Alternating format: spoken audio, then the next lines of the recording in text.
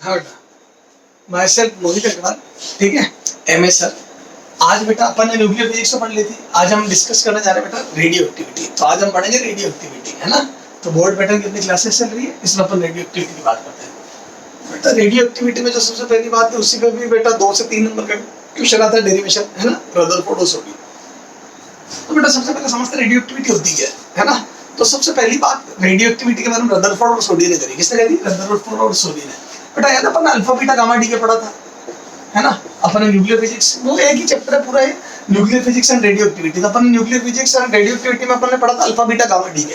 तो जो alpha beta gamma D के पढ़ा था उसमें याद है डी के होते हैं, कभी अल्फा कभी बीटा कभी गामा। तो मैं बोलूँ कब होते हैं? जब अनस्टेबल या तो बहुत हेवी न्यूक्लियर होता है, तो हेवी न्यूक्लियर टूटता है। क्यों? क्योंकि हेवी न्यूक्लियर टूट के हल्का बन के स्टेबिलिटी गेन करता है। याद है, हेवी टूट के और हल्के जुड़ के स्टेबिलिटी गेन करते हैं। तो जितने हेवी न्यूक्लियर होते हैं वो पड़े टूटने लगते हैं। क्यों?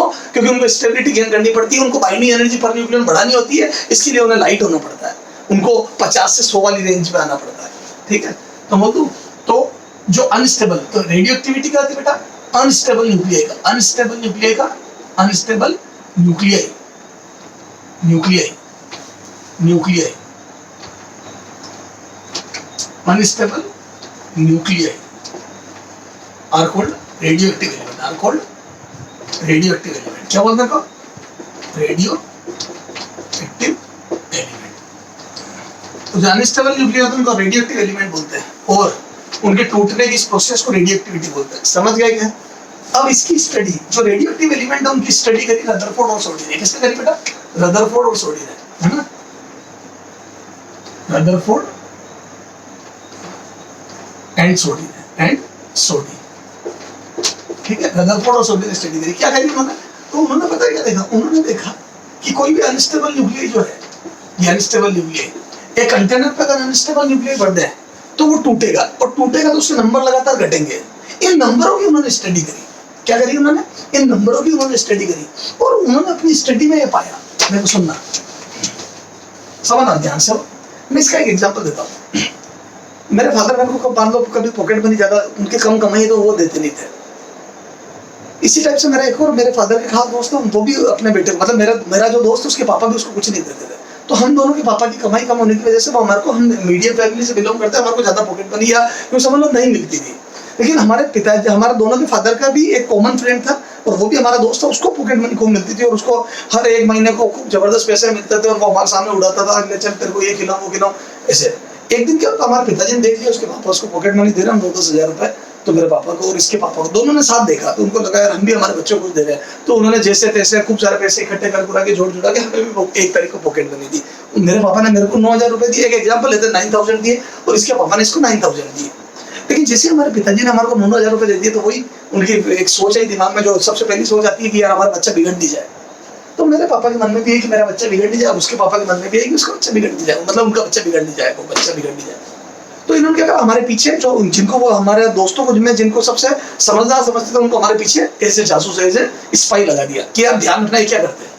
और हमें बोला कि तुम 30 तारीख तक तुम्हारे पास ये पैसे, उसके बाद हम तुम्हारे और पॉकेट मनी देंगे। ठीक है सर। अब नेचर बता रहा हूँ, वो जो बच्चा था, वो जो मेरा दोस्त था, वो बड़ा समझदार था। उसको 9,000 रुपए मिले, उसको पता 30 दिन तक चलाने, 30 डेज तक चलाने। तो उसने 9,000 में 30 का डिवाइड करा, और उसका हिसाब आया 300।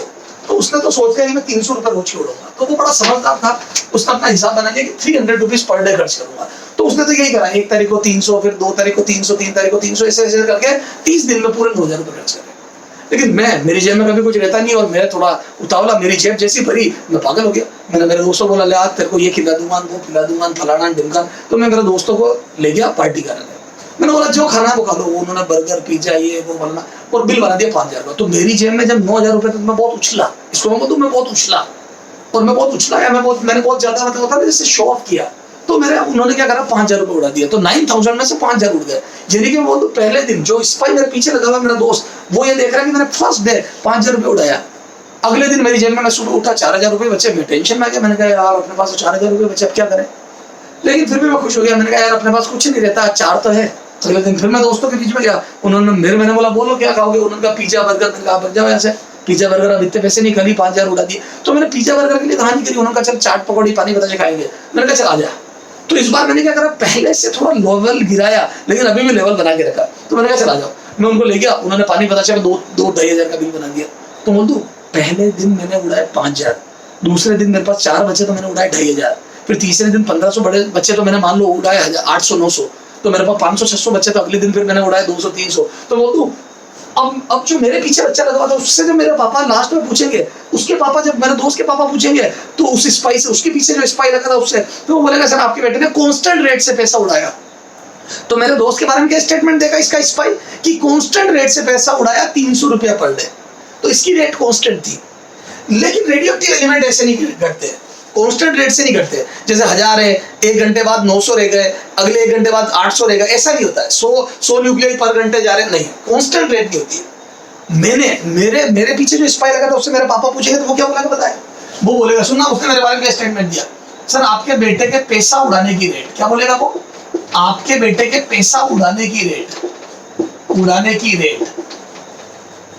इज प्रोपोर्शनल टू, क्या बोलेगा वो, आपके बेटे के पैसा उड़ाने की रेट इज प्रोपोर्शनल टू, है ना, जेब में पैसा, जेब में मौजूद पैसा, में मौजूद रुपया या पैसा, तो मेरी जेब में जितना ज्यादा रुपया होगा उतना मेरा रुपया उड़ाने की रेट ज्यादा होगी। सही बात है, पहले दिन 9,000 था तो मेरे रुपया उड़ाने की रेट पर डे 5,000 रुपया थी, अगले दिन 4 बचा तो मेरी रेट घट के 2,500 हो गई या 2,000 हो गई, फिर अगले दिन और 1,500-2,000 बचा तो मेरी रेट 800 रुपये 900 रुपये पर डे हो गई। तो मैं बोल दूं जैसे जैसे जेब में पैसा खाली हुआ वैसे वैसे मेरा पैसा उड़ाने की रेट कम होती गई। रदरफोर्ड और सोडी ने भी यही नेचर देखा, रदरफोर्ड और सोडी ने जो ऑब्जर्वेशन किया वो यही था, क्या कि रेडियो एक्टिव न्यूक्लियाई जो होता है उसके डीके मतलब होता है टूटना, टूटने की रेट, डीके की rate is proportional to number of nuclei present at that time. तो क्या बोला रदरफोर्ड और सोडी ने, according to Rutherford and Soddy, decay rate of radioactive element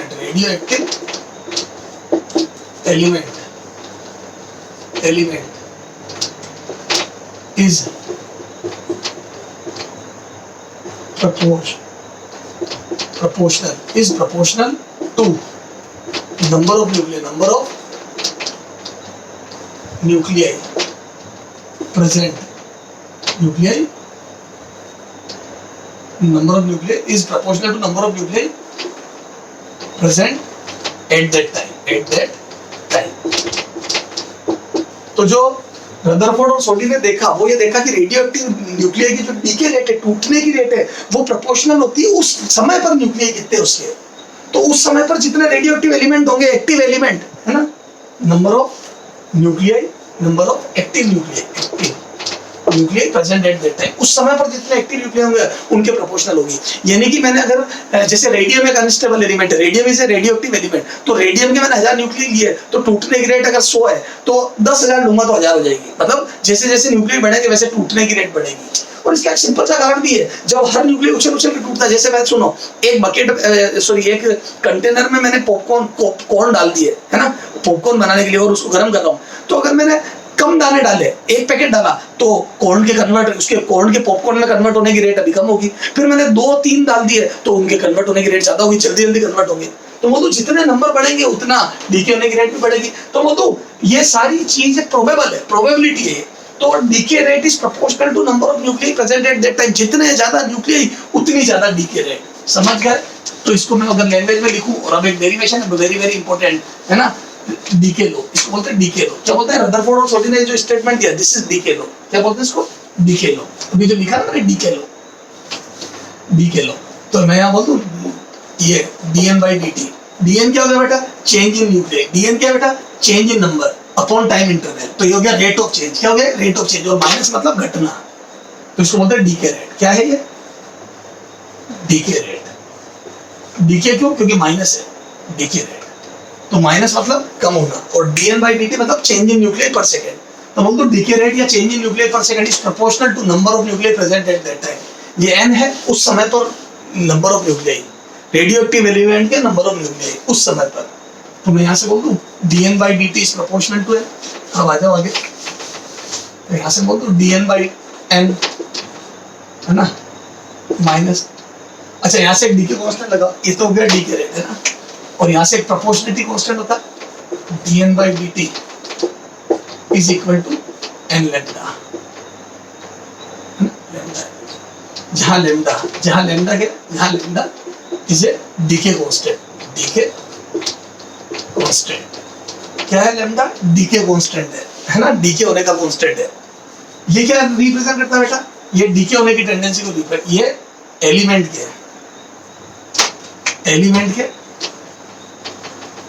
के डीके होने की टेंडेंसी बताता है, डीके होने की टेंडेंसी बताता है।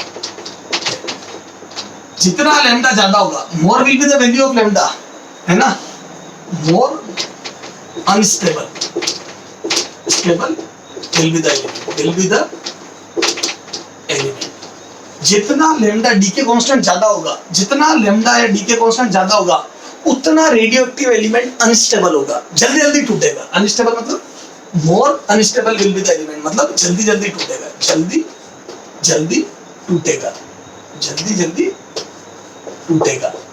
मतलब डीके रेट तेज होगी, डीके रेट ज्यादा होगी, समझ गया है। तो जितना लैम्डा ज्यादा होगा उतनी डीके रेट फास्ट होगी, डीके रेट ज्यादा होगी। सर थोड़ा और एक एग्जांपल देखिए बेटा, इतनी लैम्डा की बात कोई नहीं करता, मैं तो इतनी बता रहा हूँ, ठीक है ना। सर ये कैसे होगा एक बार और बताना, एक एलिमेंट देखे तो डीके रेट ज्यादा, ये पोस्ट करके नोट कर लेना बेटा।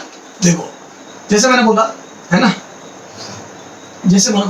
Lambda A is greater than decay constant of A is greater than decay constant of B, है ना। फॉर एग्जांपल मैंने बोला ए का डीके कांस्टेंट बी से ज्यादा, इसका क्या मतलब हुआ, कौन ज्यादा अनस्टेबल है, तो बोल दूं बी।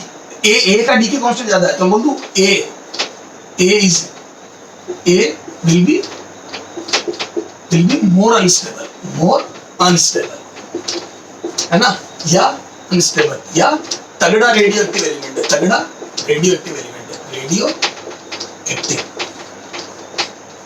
रेडियोएक्टिव है।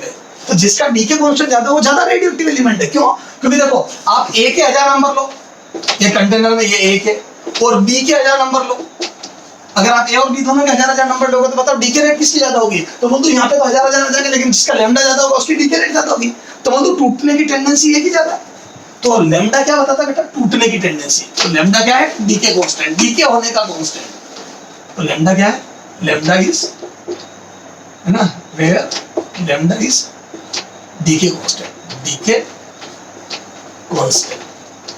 अब देखो बेटा, अब यहां से डेरिवेशन स्टार्ट होता है। तो ये अपन ने क्या लिखा बेटा, रदरफोर्ड एंड सोडीज डीके लो। क्या है ये, डीके लो। ये ऐसे तो यही है कि number of decay rate is proportional to number of nuclei present at that time. बेटा इतना बार रिवाइज कर रहा हूं, बहुत इंपॉर्टेंट है। अब यहां से आ जाओ डेरिवेशन, कुछ नहीं है बेटा, आप देखो मैथ लगेगी, बेसिक मैथ, इसमें मैं कुछ नहीं कर सकता, बराबर लैम्डा डीटी, है ना। यहां से माइनस भी उधर, चलो अगली स्टेप, या चलो ले जा, तो माइनस भी उधर ले गया, minus lambda dt, integrating both sides, दोनों साइड का इंटीग्रेशन करो। तो मैं यहां से बोल दूं dn by n is equal to minus lambda dt। Limit रखो t बराबर 0 का number of nuclei n naught थे। ए शुरू में तो कंटेनर खचाखच भरा हुआ है ना, तो इनिशियल नंबर को मैं n नोट बोल रहा हूँ, तो initial number of nuclei is n note, और किसी टाइम t पर n बोल रहा हूँ, किसी टाइम t पर n, तो शुरू में न्यूक्लियाई थे n नोट और किसी टाइम t पर n, तो शुरू में थे n नोट और किसी टाइम t पर n। चलो आ जाओ आगे, बेटा पोज करके नोट करता रहे, जगह कम है अपने पास।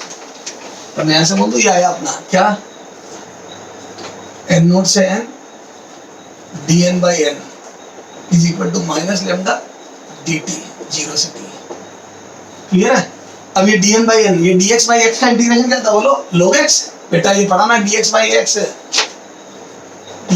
x का इंटीग्रेशन बराबर log बेस ex, है ना, ln x। यहाँ से बोल दूं log बेस ex या n, या n के रेस्पेक्ट में कर रहा था n, ये n नॉट, ये n, यहाँ से माइनस लैम्डा ये रहा, और dt का इंटीग्रेशन कितना जाएगा बेटा t, ये 0 से t, ये। अब रखो अपर लिमिट लोअर लिमिट, यहाँ से बोल दो log base en minus log base e n naught is equal to minus lambda t minus 0। Clear है? कुछ नहीं है, अपर लिमिट और लोअर लिमिट रखी, log n माइनस log ये, और log n minus log n कितना आ जाएगा बोलो? log m by n, log m minus log n, तो m by n ये यहाँ से फॉर्म में लिख दो is equal to minus lambda t. ये अब यहाँ से मैं ये लिखूंगा n upon n naught, n upon n naught बराबर e की पावर माइनस लेमडा टी। तो यहाँ से बोलो कितना आ जाएगा? ये n equal to n naught e की power minus lambda t. This is the number of nuclei. अब समझ में आ गया? इसको एक्सपोनेंशियल डीके लॉ बोलते हैं। क्या बोलते हैं इसको? Exponential decay law. तो क्वेश्चन क्या पूछते हैं 3 से 4 नंबर का? ठीक है, what is the Rutherford and Soddy's exponential decay law, या explain Rutherford and Soddy's exponential decay law and derive the formula of number of nuclei at any time t। Derive the formula of number of nuclei, number of active nuclei at any time t। तो ये रहा number of nuclei at any time t, e की power में है। तो इसका graph बनाएंगे तो कैसा बनता है बेटा? ये देखो, इसका एक्सपोनेंशियल ग्राफ आपने पढ़ा होगा बेसिक मैथ में बेटा, है ना? छोटे मोटे कंसेप्ट बेटा, ये मैं नहीं कराऊंगा, ये आपको आने चाहिए। ये तो बोलो ये यहाँ से n नॉट से स्टार्ट होगा ग्राफ, ये n नॉट और ये ऐसे रहेगा, है ना? आप ध्यान से देखो बेटा, ये इनफाइनाइट पे जाके जीरो होगा। ये कभी जीरो नहीं होंगे न्यूक्लियाई, क्योंकि जैसे जैसे न्यूक्लियाई कम होंगे वैसे वैसे डीके रेट भी कम होती जाएगी, तो ये कभी जिंदगी में जीरो नहीं होंगे, बस ये इनफाइनाइट पे जाएंगे। अच्छा, अब इस ग्राफ का देखो एनालिसिस करो, देखो सुनना थोड़ा सा, ध्यान से देखते हैं। क्या मैं बोल दूं शुरू के, अगर मैं टी टाइम में देखूं, टी टाइम के इंटरवल या 1 सेकंड बोलो, 1 सेकंड मतलब मेरी मर्जी से लिख दिया मैंने, 1 है ना, 2 सेम इंटरवल ले रहा हूँ, 3 4 ये सेम इंटरवल 1 2 3 4। तो क्या मैं बोल दूं शुरू में n नॉट न्यूक्लियाई थे, ये देखो कम हो गए, इतने हो गए, ये तो यहाँ से इतने घट गए, फिर देखो अगली बार इतने हो गए, ये फिर ये देखना हो, ये देखो शुरू में न्यूक्लियाई इतने घट गए, ये देखो ये शुरू में इतने न्यूक्लियाई कम हो गए, ये यहाँ से देखना, ये तो शुरू के 1 सेकंड में न्यूक्लियाई देखो यहाँ से यहाँ गिर गए, तो बहुत ज्यादा खत्म हो गए क्योंकि जेब भरी हुई थी मेरी। फिर अगली बार देखो अगले 1 सेकंड में, ये देखो इतने से खत्म हो गए, फिर अगले 1 सेकंड में और कम, अगले 1 सेकंड में और कम, देखो आप साफ नजर आएगा। पहले 1 सेकंड में बड़े जबरदस्त न्यूक्लियाई कम हुआ, अगले 1 सेकंड में कम और कम, क्यों? क्योंकि डीके रेट घटती जा रही है, क्योंकि नंबर ऑफ न्यूक्लियाई कम होते जा रहे हैं। तो मैं बोलूं जैसे जैसे नंबर कम होते जाएंगे वैसे वैसे डीके रेट घटती जाएगी बेटा, बोलिए क्लियर है? तो ये हो गया, तो यहाँ से किया गया। तो exponential decay law is this, क्या n बराबर n नॉट e की पावर माइनस लेमडा t, तो टाइम के साथ। अब बेटा इसमें हाफ लाइफ का भी एक टर्म होती है, हाफ लाइफ। तो इसमें जो रेडियोएक्टिव एलिमेंट के डीके होने में हाफ लाइफ क्या होती है? अच्छा बेटा ये आपको पता है ना, ये उधर ले गया, ये e की पावर कैसे बनी? तो यहाँ से log को उधर ले गया, क्रॉस मल्टीप्लाई करके, तो यार ये बेस की पावर बन जाती है इधर। बेटा ये log की प्रॉपर्टी है, यहाँ पे एक और log की, ये log a b is equal to c। जैसे यहाँ पे log बेस a b की वैल्यू c है, तो इसको मैं लिख सकता हूँ b इक्वल टू, ये जब इधर ले जाता हूँ, ये पूरा log उधर ले जाता हूँ, तो ये पावर में चला जाता है c, ध्यान रखना। तो ये it can be written like this, तो b बराबर a to the power c। तो वो तो ये इधर जाएगा तो ये पावर में चला जाएगा c। क्लियर है क्या? चलो ठीक है। अब ये जो n बराबर n नॉट e की पावर माइनस लेमडा t बना, इसको लिखते हैं, चलो सर, तो ये n बराबर n नॉट e की पावर माइनस लेमडा t बना ना। अब देखो हाफ लाइफ क्या है, ये हाफ लाइफ है ना, नाम से पता पड़ रहा है कि हाफ लाइफ क्या होगी? क्या? रेडियोएक्टिव एलिमेंट को आधा होने में लगा समय। तो मैं बोल दूं time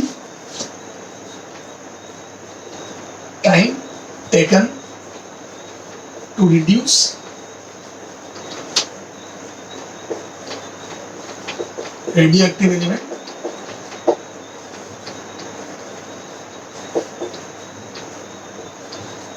up to half value from which it started to decay।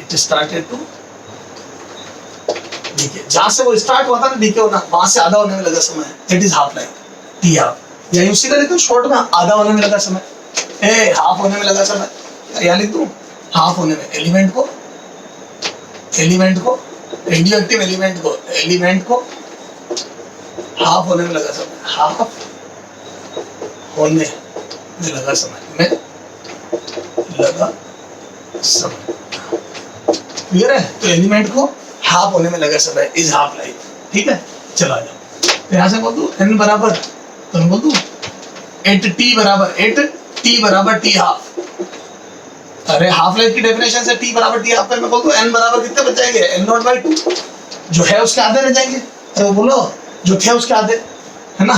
Put it in किसमें, n बराबर n0 e की पावर माइनस लैम्डा t, है ना? इसमें रखता हूँ।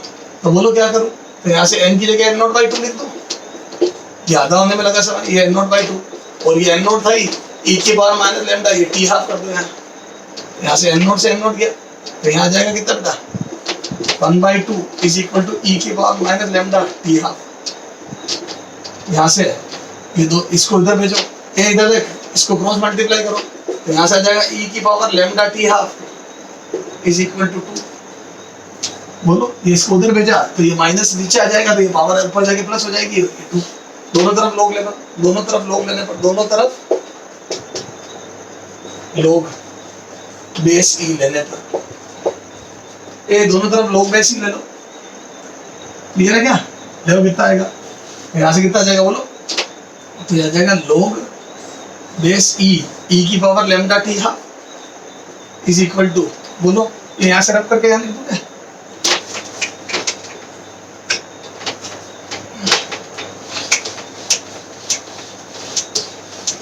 ना पोस्ट करके नोट कर लेना बेटा, दोनों तरफ लोग बेस ई, यहाँ से लिख दो लोग बेस ई की पावर लैम्डा टी हाफ बराबर लोग बेस ई 2, उधर 2 था ना, लोग बेस ई 2, तो यहाँ से कितना आ जाएगा, पावर आगे ले लो, यहाँ से आ जाएगा lambda t half log base e is equal to log base e 2, ये हो जाएगा 1।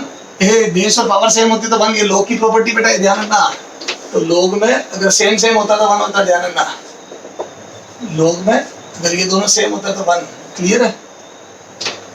यहाँ से तो ये 1 हो जाएगा, तो यहाँ से बोल दो lambda t half is equal to log base e 2, यहाँ से टी हाफ कितना जाएगा बोलो, यहाँ से टी हाफ बराबर आ जाएगा बेटा, टी हाफ बराबर आ जाएगा log base e 2 divide by lambda. ये formula very well known formula बेटा। रेडियो एक्टिव एलिमेंट को आधा होने में जो लग समय लगता है टी है हाफ लाइफ, तो ये हाफ लाइफ है, तो हाफ लाइफ क्या होती है बेटा, आधा होने में लगा समय, और वो होता है टी हाफ बराबर log base e 2 by lambda, और इसकी वैल्यू फिक्स होती है, log बेस ई 2 कितना होता है 0.693 अपॉन लैम्डा। ये वेरी वेल नोन फॉर्मूला, आपने सुना होगा बेटा, इसमें खूब न्यूमेरिकल भी बनते हैं बेटा। तो एक तो यहाँ तक डेरिवेशन पूछता है, तो ये फॉर्मूला, और एक n बराबर n0 t की पावर माइनस लैम्डा t, तो वो बोलता है Rutherford and Soddy's explain Rutherford and Soddy's exponential decay law, define Rutherford and Soddy's exponential decay law and derive number of nuclei at any time t and also derive half life। तो यहाँ तक derivation करना है। ये हो गया 3 से 4 number का क्वेश्चन। करिए होगा तो या तो रिएक्टर पूछता है बड़े क्वेश्चन में, या ये पूछता है, दो में से क्वेश्चन आना ही आना है बेटा। चलो सर समझ आ गई, ये हाफ लाइफ, ठीक है, यहाँ से हाफ लाइफ। अब अपन अगले टाइम पे हाफ लाइफ पे न्यूमेरिकल करेंगे, मीन लाइफ देखेंगे और अपन आगे बढ़ जाएंगे, ठीक है बेटा। तो ये हाफ लाइफ 2-3 बार खुद लिखो बेटा, समझ गए? मैं जैसे अभी क्लास चल रही थी फिजिकल, तो मैं 2-3 बार डेरिवेशन लिखा था, मैं तो पढ़ क्यों 2 बार लिखोगे, और रिएक्टर और ये 2-3 बार लिख लो, आपका क्वेश्चन आने ही आना है, तो एग्जाम में कहीं पर तकलीफ नहीं आती। हाँ बेटा, हम क्या बात करते हैं बेटा, रेडियो एक्टिविटी की बात करते हैं। तो रेडियो एक्टिविटी में बेटा हमने देख लिया था डीके लॉ, है ना, Rutherford and Soddy's exponential decay law. क्या नाम होता है बेटा उसका, बोलते क्या उसको, एक्सपोनेंशियल डीके लॉ, ना लास्ट टाइम पे बात कर ली थी अपन ने। क्या होता है, तो according to Rutherford and Soddy, decay rate is proportional to number of nucleus present at that time, number of nucleus present at that time, याद है, माइनस dn/dt लिखा था अपन ने कल, इज प्रोपोर्शनल टू n, फिर डीके कांस्टेंट आया था एक लैम्डा, याद है, लैम्डा n, फिर इसको इधर उधर भेज के इंटीग्रेट करा था, और बेटा एक फॉर्मूला आया था n बराबर n0 t की पावर माइनस लैम्डा t, ये टाइम के साथ नंबर ऑफ न्यूक्लियस बताएगा, ठीक है। फिर हाफ लाइफ आई थी, याद है, हाफ लाइफ में n0/2 रख दिया था नंबर को, क्योंकि इसकी डेफिनेशन है हाफ लाइफ की, हाफ होने में लगा समय, तो याद है यहाँ पर हाफ लाइफ 0.693 अपॉन लैम्डा। ये थी कहानी अब तक, है ना। अब कहानी आगे की है, वेरी गुड। तो हाफ लाइफ आ गया। बेटा मीन लाइफ होता है और एक होता है टाइम कांस्टेंट टो। ये दो चीजें समझते हैं अभी पहले, है ना, टाइम कांस्टेंट टो और मीन लाइफ, दो चीजें। चल देखते हैं, ठीक है। अब टाइम कांस्टेंट टो क्या पढ़ा रहा हूं मैं, time constant, very very important definition बेटा, ये अपने आरसी सर्किट वगैरह कैपेसिटर में काम आएगी। तो टाइम कांस्टेंट होता है बेटा किसी भी प्रोसेस को, टाइम कांस्टेंट किसी भी प्रोसेस का हो सकता है ना, किसी भी प्रोसेस को, किसी भी प्रोसेस को 63% कंप्लीट होने में लगा समय, होने में लगा समय, किसी भी प्रोसेस को 63% कंप्लीट होने में लगा समय, इसको टाइम कांस्टेंट टो। ठीक है बेटा, तो ये टाइम कांस्टेंट टो की डेफिनेशन है, 63% प्रोसेस कंप्लीट हो जाएगी, मतलब कोई भी अमाउंट 37% बच जाएगा। ठीक है, तो देखो, और बेटा जो 37% होता है 0.37, ध्यान में बेटा एक वैल्यू याद रखना, 1/e is 0.37, है ना, ये लगभग 0.37 होता है, ये याद होना चाहिए, रखते हैं। ठीक है, 1/e, e होता है 2.7, है ना, 1/e, तो 1/e की वैल्यू जब आप निकालोगे बेटा, है ना, तो ये आएगा लगभग 0.37। समझ गए क्या बेटा? तो 1/e is a very important quantity of life. तो किसी भी प्रोसेस को 63% कंप्लीट होने में लगा समय, कंप्लीट होने में लगा समय। तो अब देखो, अपने पास नंबर ऑफ न्यूक्लियर होते हैं n बराबर n0 e की पावर माइनस लैम्डा t। अच्छा, प्रोसेस क्या है? डीके होना, प्रोसेस इज डीके होना, प्रोसेस क्या है? इज डीके होना, डीके होना। तो मैं बोल दूं 63% डीके हो गए, तो मैं बोल दूं इन, क्या बोल दूं मैं, अब मेरे को टो निकालना, इन t बराबर टो सेकेंड, इन t बराबर टो, है ना, 63% nuclei will decay, will decay. तो मैं बोल दूं बचेंगे कितने, then remaining nuclei, then remaining nuclei, remaining nuclei, nuclei will be 37%। कितने होंगे बेटा? 37%। तो रिमेनिंग न्यूक्लियाई कितने होंगे? 37%। कितने होंगे बेटा? तो रिमेनिंग न्यूक्लियाई होंगे 37। तो रिमेनिंग न्यूक्लियाई कितने होंगे? Remaining nuclei, remaining nuclei is equal to 37%। तो 37% बचेंगे। ठीक है बेटा, 67% कंप्लीट हो जाएंगे तो 63% कंप्लीट हो जाएंगे तो 37% बचेंगे। और 37 मतलब क्या होता है बेटा? फ्रैक्शन में बोलूं तो फ्रैक्शन हो जाएगा 0.37। फ्रैक्शन कितना हो जाएगा बेटा? 0.37। और 0.37 1/e होता है ना, तो t बराबर टो पे मैं बोलूं 0.37 मतलब 1/e, तो 1/e बचेंगे, जो थे उसका 1/e। तो अपन एक काम करते हैं, जो थे उसका 1/e कर देते हैं। तो ये पोज करके नोट कर लेना बेटा। तो बोल दूं कि t बराबर टो पे ये n बराबर कितना जाएगा, तो मैं बोल दूं 8t बराबर टो, 8t बराबर टो, बचे हुए न्यूक्लियस बचेंगे n बराबर n0/e, बोल दूं 37%। तो बचे हुए न्यूक्लियस, रिमेनिंग न्यूक्लियस ये बचेंगे, है ना, रिमेनिंग न्यूक्लियस विल बी 37% मतलब n0/e।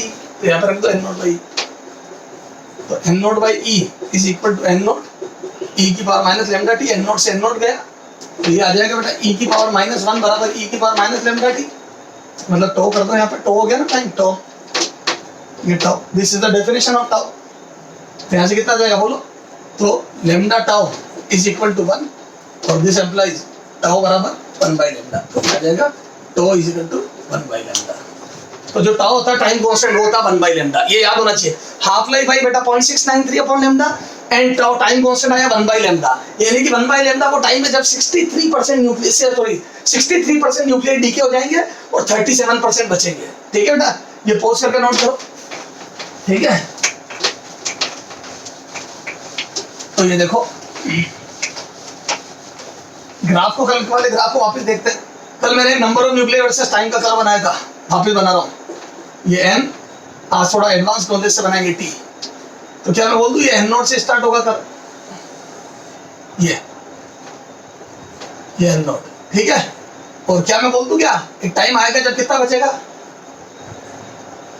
0.37 n0, 0.37 n0। तो ये टो टाइम होगा, तो टो टाइम बाद 0.37 n0 बचेगा। बोलो, इससे पहले हाफ लाइफ थी जो थोड़ी इसी कम थी या पहले आ गई थी t हाफ, है ना, उस पर कितना बचा था? 0.50 n0, आधे हो गए थे। तो हाफ लाइफ पे आते हो गए तो टॉप है 63% बचेंगे, है ना, 37% बचेंगे, 63%, 37% बचेंगे और 63% डीके हो जाएंगे। तो 63% गए, 37 बचे। तो क्या मैं बोल दूं टो इज ग्रेटर देन, तो टो थोड़ा ज्यादा होता है। अच्छा ये टो है ना। अब मीन लाइफ, ठीक है, मीन लाइफ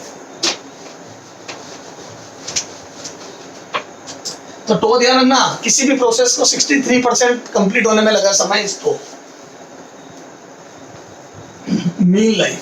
बेटा देखो इसका डेरिवेशन बड़ा कॉम्प्लिकेटेड है, लेकिन आपके है ना डायरेक्ट इसको मीन लाइफ का डेरिवेशन नहीं पूछता कोई भी, डायरेक्ट याद होना चाहिए 1/λ। जैसा टो होता है ना, टो और मीन लाइफ सेम ही आई है इसमें, है ना।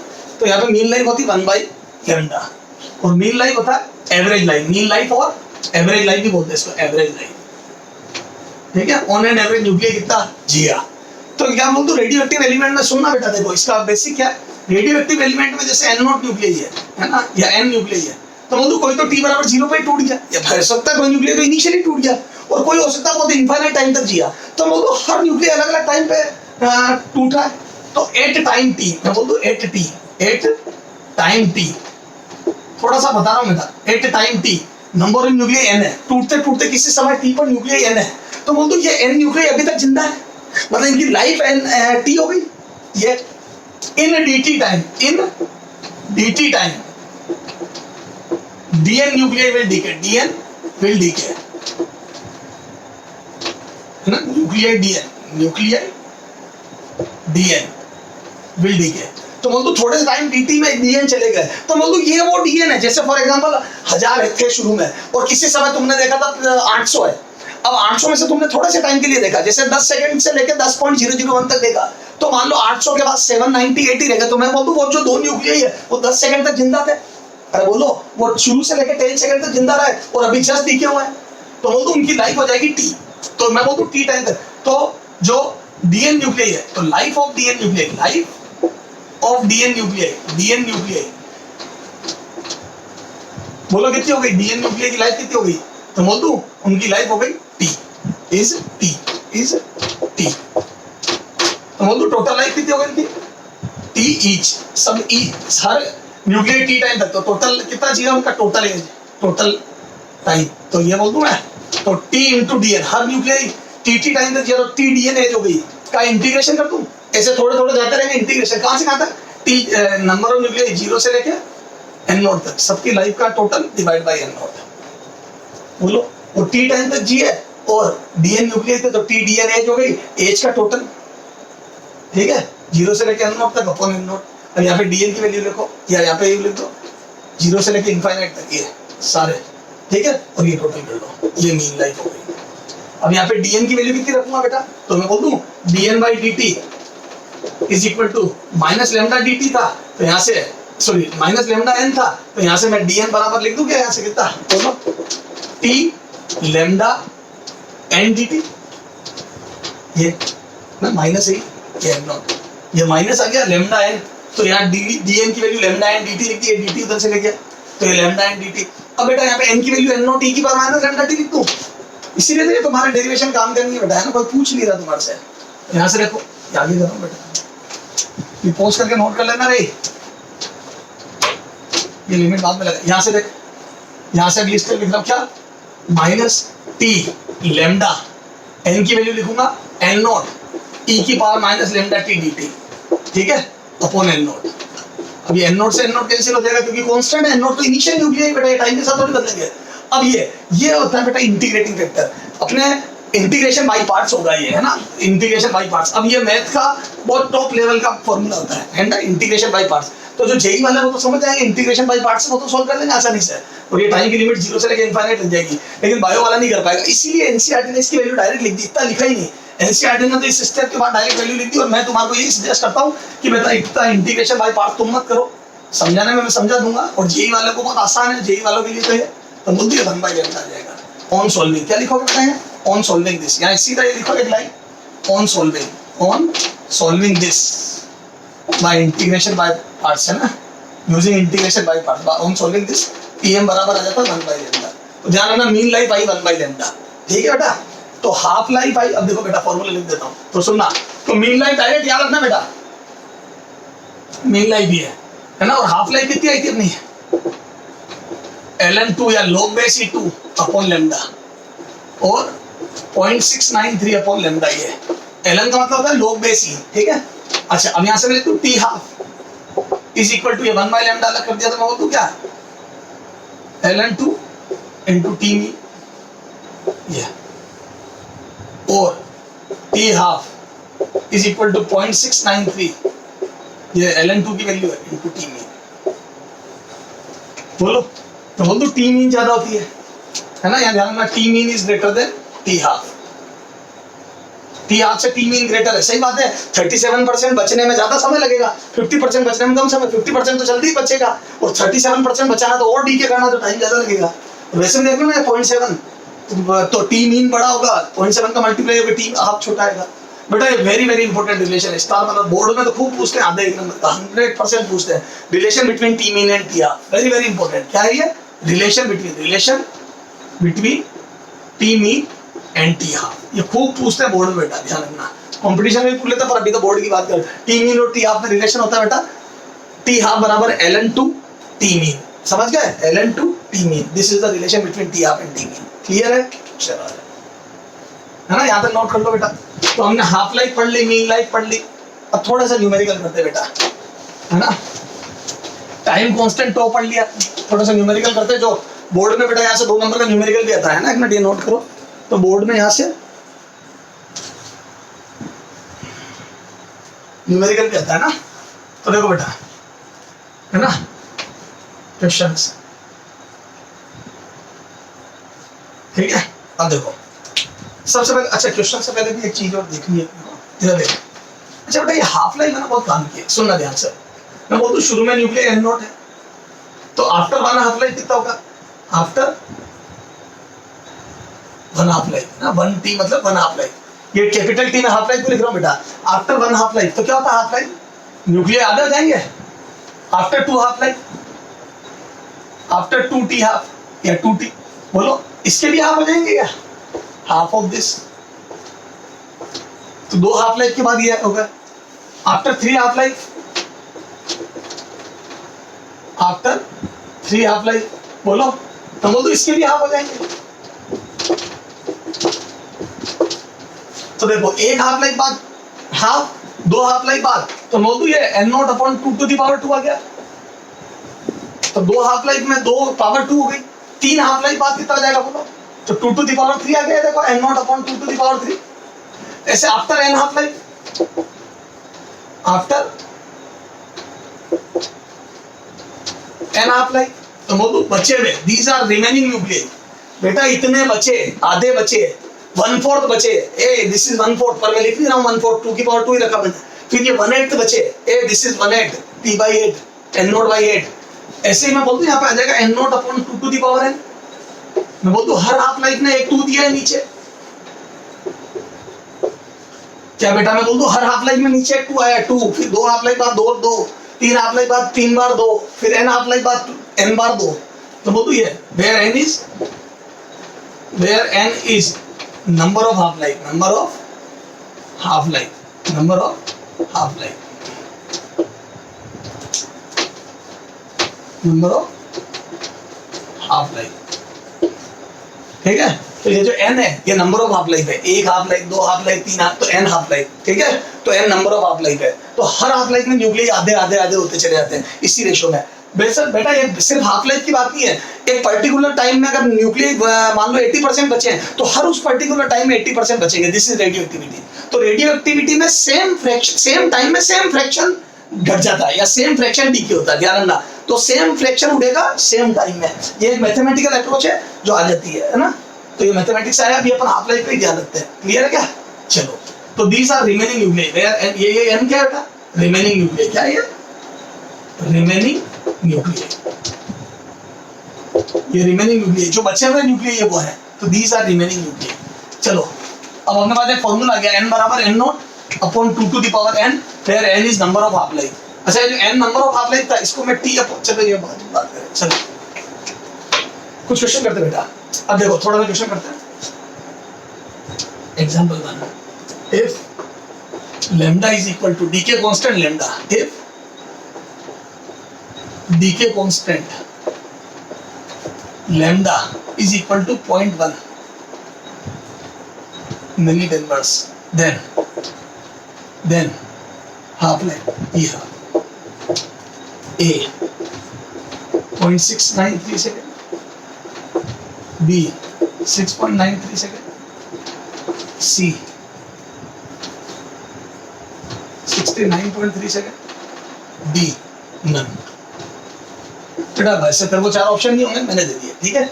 अब बच्चे जल्दी जल्दी क्या करता बता देता हूँ सॉल्यूशन में। वो लिख देता टी हाफ बराबर 0.693 अपॉन लैम्डा, बिल्कुल सही है। तो 0.693 अपॉन लैम्डा की वैल्यू 0.1 और वो काटा पीटी करता है और एक डेसिमल उड़ाता तो 6.93 उसका आंसर आ जाता है।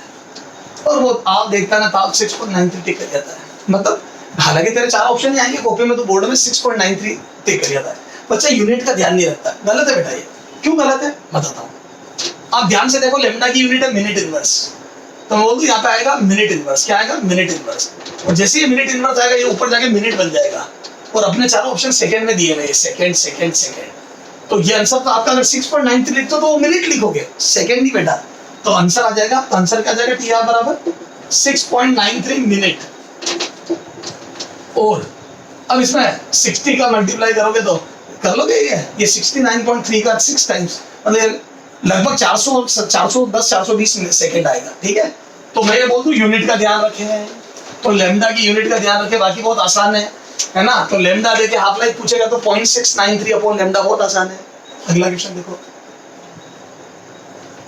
सुनना।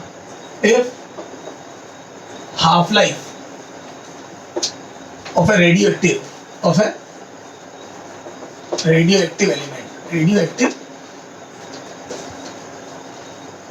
element is half life of a radioactive element is T half equal to 4 day, है ना। 4 दिन उसकी हाफ लाइफ है। तो वो पूछेगा आफ्टर 12 डेज। अब देखो इसमें मैं 2-3 वैरायटी दे रहा हूँ बेटा, जो पूछते हैं। मैं बार बार ज्यादा क्वेश्चन नहीं करूंगा, एक ही क्वेश्चन में ज्यादा बात पूछ लूंगा, है ना। आफ्टर ये सबसे अच्छा तरीका होता है कंसेप्ट ये, after 12 days, after 12 days first number of remaining nuclei will B, है ना। Number of remaining nuclei will B. Second number of, या सॉरी यहाँ पर नंबर तो दे ही नहीं ना, तो डीके परसेंटेज, है ना। Percentage of decayed nuclei, percentage of remaining nuclei कर दो, percentage of remaining nuclei will B, है ना, विल बी। कितना परसेंटेज बचेगा? Second percentage of nuclei decade, जो डीके हो गए वो, तो जो डीके हो गए उनका परसेंटेज बताना बेटा, और जो रिमेनिंग है वो, है ना। या तीसरा कितना पार्ट डीके हो जाएगा, कितना fraction, what fraction will decay, कितना फ्रैक्शन डीके हो जाएगा, ठीक है। तो कई बार वो फ्रैक्शन में भी पूछ लेता है, कई बार परसेंटेज में भी पूछ लेता है। इसमें भी 2 बातें, कितने बचे वो भी पूछ लेता है और कितने डीके हुए वो भी पूछ लेता है। तो 4 टाइप की बातें बचती है, परसेंटेज, फ्रैक्शन, कितने डीके हुए और कितने बचे। चलो सारी बातें देख लेते हैं, है ना। सॉल्यूशन तो क्या मैं बोल दूं, टी हाफ 4 दिन है, तो पहले तो मैं कॉमन सेंस से कर लेता हूँ, फिर फॉर्मूले से करूंगा, ठीक है ना। टी हाफ 4 दिन है, मैं बोल दूं शुरू में एन नॉट, तो आफ्टर 1 हाफ लाइफ या 4 दिन, आफ्टर 4 डे बोलो कितना हो जाएगा, तो बोल दूं according to definition of half life it would be N naught by 2, 4 दिन बाद आधा हो जाएगा। फिर अगले 4 दिन बाद यानी कि आफ्टर 8 डे, तो बोल दूं जो है उसका आधा, तो एन नॉट बाई 2 का फिर से आधा, तो मैं बोल दूं एन नॉट बाई 4, तो एन नॉट बाई 4 बचेगा। फिर अगले 4 दिन बाद यानी कि मैं बोल दूं टोटल 12 डेज बाद, आफ्टर 12 डे बोलो क्या हो जाएगा आफ्टर 12 डे, तो बोल दूं जो है उसका आधा, तो एन नॉट बाई 8, तो बोल दूं पहले हो जाएगा एन नॉट बाई 2, फिर हो जाएगा एन नॉट बाई 4 8 दिन बाद, फिर 12 दिन बाद एन नॉट बाई 8। तो अगर मेरे से पूछा जा रहा है 12 दिन आफ्टर 12 डेज, तो बोल दूं 18 बचेगा, सॉरी 18 बचेगा। तो देखो क्या क्या पूछ सकता था, तो 4 अलग अलग तरीके के क्वेश्चन हो सकते हैं। यहाँ तक नोट करो, तो मैं जवाब दूं क्या, एक अगले को ये नोट कर लेना बेटा, मैं ऊपर लिख रहा हूं। क्या मैं बोल दूं, सॉल्यूशन में 1/8 बचेगा, 1/8 पार्ट बचेगा, पार्ट बचेगा, है ना। या तो ये पूछेगा remaining what fraction will remain, या व्हाट फ्रैक्शन ऑफ न्यूक्लियाई, है ना, विल अनडिकेड, है ना, what fraction of nuclei will undecayed, तो मैं बोल दूं 1/8 पार्ट फ्रैक्शन या 1/8 फ्रैक्शन, है ना, बोल दूं 7/8 पार्ट विल डीके। कैसे बता पड़ा, n0/8 बचा, तो n0 अगर इनिशियल मान लो तो n0/8 बचा, है ना। इफ इनिशियल इज n0, अगर इनिशियल n0 है तो n0/8 बचा, तो डीके कितना हो जाएगा, तो बोल दो n0 minus n0/8 and this is 7/8 n0, तो बोल दो 7/8 पार्ट बचा। तो शुरू में n0 न्यूक्लियाई था, तो n0/8 बचा, तो 7/8 n0 डीके हो गया, समझ गया, 7/8 पार्ट डीके हो गया। चलो साहब, अच्छा परसेंटेज की बात करूं तो परसेंटेज ऑफ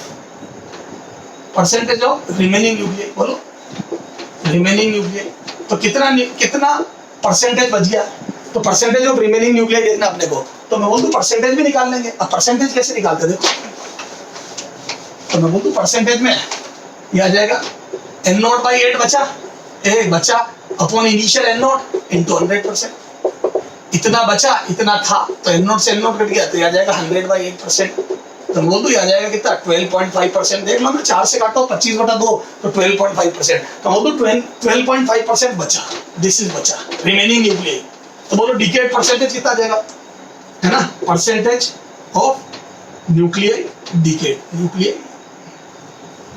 डिकेड जो चले गए उनका, तो बोल दो 7/8 पार्ट चला गया अपॉन n0, तो n0 में से 7/8 n0 चला गया इंटू 100%, तो बोल दो ये कितना आ जाएगा बेटा, तो बोल दो ये 12.5 बेटा दो, तो बोल दो ये आ जाएगा 87.5%, तो 12.5% डीके हो गया और 87.5% बच गया।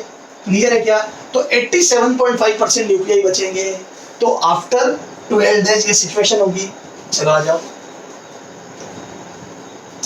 अगला क्वेश्चन करते हैं, आप करोगे बेटा, है ना, मैं दे रहा हूँ, इससे क्वेश्चन खूब आते थे ना बोर्ड में बेटा, 2 नंबर का क्वेश्चन पूछते ध्यान में, यहाँ से ढंग से कर लेना इनको। Example 2, if t½ is equal to 2 day, t½ is 2 day, then same ऐसे क्वेश्चन देना, देन आफ्टर 4 डे, ठीक है, आफ्टर 4 डे फर्स्ट पार्ट या रिमेनिंग पार्ट, है ना, फ्रैक्शन which will decay या which will undecay, ठीक है। Second percentage of decayed nuclei, कितने परसेंट न्यूक्लियाई डीके हो जाएंगे और कितना फ्रैक्शन बच जाए, अनडिकेड हो जाएगा या बच जाएगा, ठीक है। तो बड़ा आसान है, तो मैं बोल दूं वही सॉल्यूशन, क्या n0 एक हाफ लाइफ बाद या 2 दिन बाद बोलो कितना हो जाएगा आफ्टर 1 हाफ लाइफ, तो मैं बोलता हूँ n0/2, this is the definition of half life. पहले मैं बेटा बेसिक से करा रहा हूँ सारा, और आफ्टर 4 डे मैं बोल दूं इसका भी आधा, तो n0/4, तो बोल दूं 4 दिन बाद ये 2 बार आधा हो जाएगा, यानी कि n0/4 बचेगा, और अपनी देशी लैंग्वेज बोलूं 1/4 बचेगा, 3/4 चला गया, 25% बचा, 75% चला गया, ये बच्चों वाला क्वेश्चन है। तो चलो पहला, है ना, अब टेक्निकल लैंग्वेज में फ्रैक्शन विच विल अनडिकेड, तो बोल दूं ये तो बचा, यही अनडिकेड, तो बोल दूं 1/4 न्यूक्लियाई will be undecayd, ये वो है जो टूटे नहीं है, ठीक है। सेकेंड, अगर डिकेड पूछता तो 3/4 पार्ट डिकेड हो गया, तो 3/4 part will decay and 1/4 part will undecayed, will be undecayed. अब percentage of decayed nuclei, percentage of decayed nuclei बोलो, तो डीके होने वाले का परसेंटेज, तो मैं बोल दूं 3/4 डीके हो गया, ये n0 में से n0/4 बचा, तो 3n0/4 डीके हो गया अपॉन n0 इंटू 100%, तो ये n0 से n0 गया, तो मैं बोल दूं 75%, तो 75% न्यूक्लियाई वो है जो डीके हो गया है, और 25% वो है जो बच गया।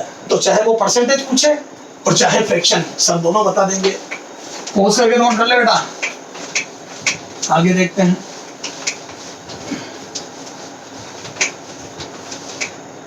आगे देखो बेटा, एग्जाम्पल 3, है ना।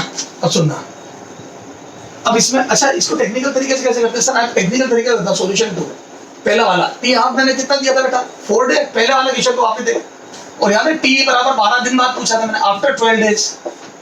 तो देखो बेटा, तो मैं बोल दूं n इक्वल टू, ये हुआ बचे हुए n बचे हुए न्यूक्लियाई, n बचा is equal to n naught upon 2 to the power n, formula बनाया था मैंने, याद कर।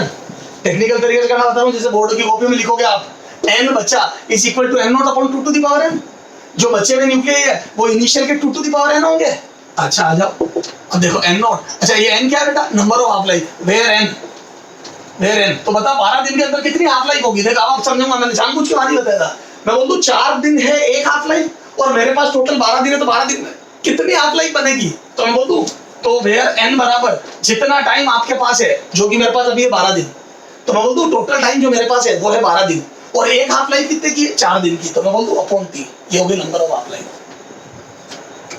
बेटा 12 दिन में 4 दिन की कितनी हाफ लाइफ बनेगी, 3 हाफ लाइफ बनेगी ना, 4 3 बार आएगा ना 4 तो 3 हाफ लाइफ बनेगी। तो बोल दूं 12 दिन डिवाइड बाई 4, तो एक हाफ लाइफ 4 दिन की है, तो 12 दिनों में 3 हाफ लाइफ बनेगी, तो ये नंबर ऑफ हाफ लाइफ है। क्या ये अजीब सी चीज, नंबर ऑफ हाफ लाइफ।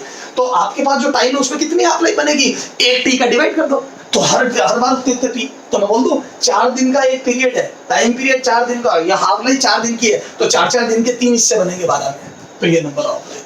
यहाँ से n naught upon 2 to the power t upon t बोलो कितना आ जाएगा, तो n naught upon 2 to the power 12 upon 4, बोल दो 3 बन जाएगा, ये आ जाएगा n नॉट बाई 8, ये आएगा। ये है n बचे, ये बचे हुए न्यूक्लियाई बेटा, तो हमारे पास रिमेनिंग न्यूक्लियाई 1/8 रह जाएंगे, ये 1/8 या 12.5%, परसेंटेज निकालना तो अपॉन n नॉट इंटू 100 कर दो। डीके कितने हो गए, तो n not minus n naught by 8, यहाँ पे देखो ये है n रिमेनिंग, परसेंटेज निकालने हैं तो n naught by 8 upon n naught into 100, and these are 12.5%, है ना, परसेंटेज डिकेड, तो कितना आ जाएगा 7 n naught by 8 upon n naught into 100, है ना। यार डिकेड न्यूक्लियाई निकालने हैं ना, है ना, decade number of nuclei, decade number या फ्रैक्शन डिकेड, फ्रैक्शन डिकेड, तो मैं बोलता हूँ n नॉट थे अपॉन n नॉट बाई 8, तो बोल दूं 7/8 n नॉट, ये तो न्यूक्लियाई हो गया नंबर, तो 7 8 तो रह गया, 1/8 डीके हो गया, ठीक है। तो सारी बातें समझ में आ गई सर, 1/8 बचा, 7/8 डीके हो गया, क्लियर है। तो ये टेक्निकल तरीका था, n निकाल के फॉर्मूला लिख के, बोर्ड में इस चीज के नंबर मिलते बेटा, डायरेक्ट करने के नंबर नहीं मिलते बोर्ड में ना, काट लेता अगला, तो आप स्टेप बाय स्टेप करते हैं बेटा, थोड़ा दिखाना भी पड़ता है बेटा नंबर लेने के लिए। चलो अगला एग्जाम्पल 3, अब देखो, अब थोड़ा सा इनडायरेक्ट पूछता है, if a radioactive element is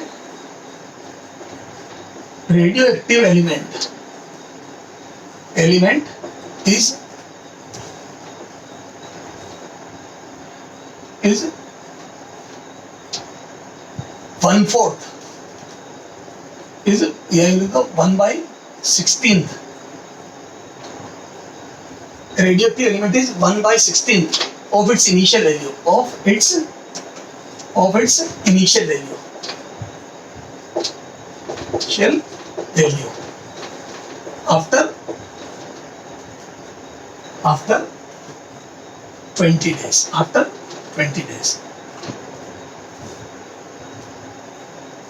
लिख दो आफ्टर, इसको स्टार्टिंग में करो बेटा, सही रहेगा, थोड़ी देर में सही करो, after 20 days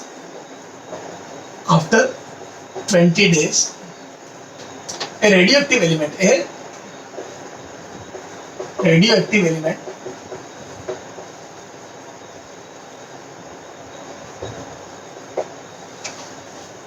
is 1/16 of its initial value, initial value, ठीक है ना। Radioactive element is 1/16 of its initial value, ठीक है, मतलब इसका मतलब 1/16 ही बचा, then t half is equal to what. अब ये क्वेश्चन थोड़ा घुमा के भूल गया, तो मैं बोल दूं भाई इधर एक फॉर्मूला में दूंगा, तो मैं बोल दूं n बचा, कितने बचे वो बराबर होता है n naught upon 2 to the power n, यहाँ से बोल दूं n बचा, कितना बचे, मैं बोल दूं n naught by 16, n naught by 16 if initial was n naught, if initial is n naught, initial n naught माना है if initial is n naught, initial nuclei is n naught, initial nuclei is n naught। अगर शुरू में n naught थे,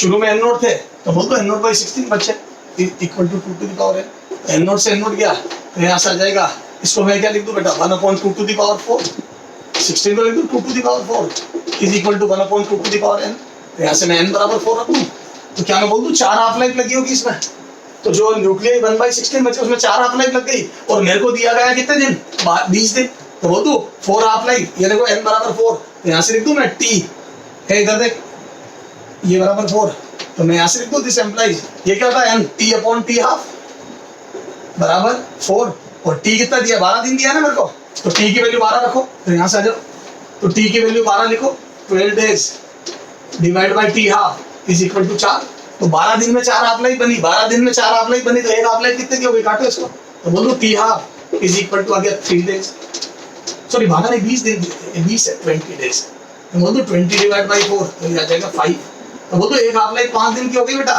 तो हर 5-5 दिन में nuclear half हो गए, तो एक हाफ लाइफ की वैल्यू हो गई 5 दिन, तो हर 5 दिन में हाफ हाफ हाफ हाफ हुआ है, तो आप खुद चेक कर लो 20 दिन है मेरे पास, 5 दिन बाद आधे, 10 दिन बाद 1/4, 15 दिन बाद 1/8 और 20 दिन बाद 1/16, तो आ गया 20 दिन बाद 1/16, तो 1/16 बचे, क्लियर है क्या? चलो पहले 3 क्वेश्चन हो गए, आगे चलते हैं।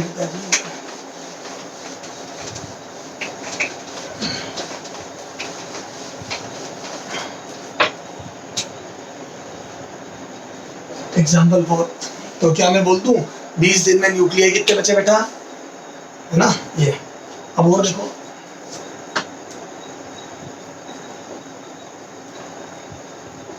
After 12 days, after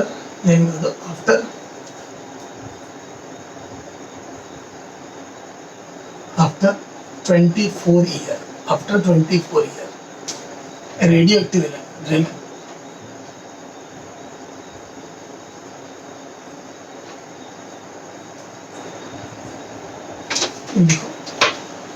7/8 part of a radioactive element, of a radioactive element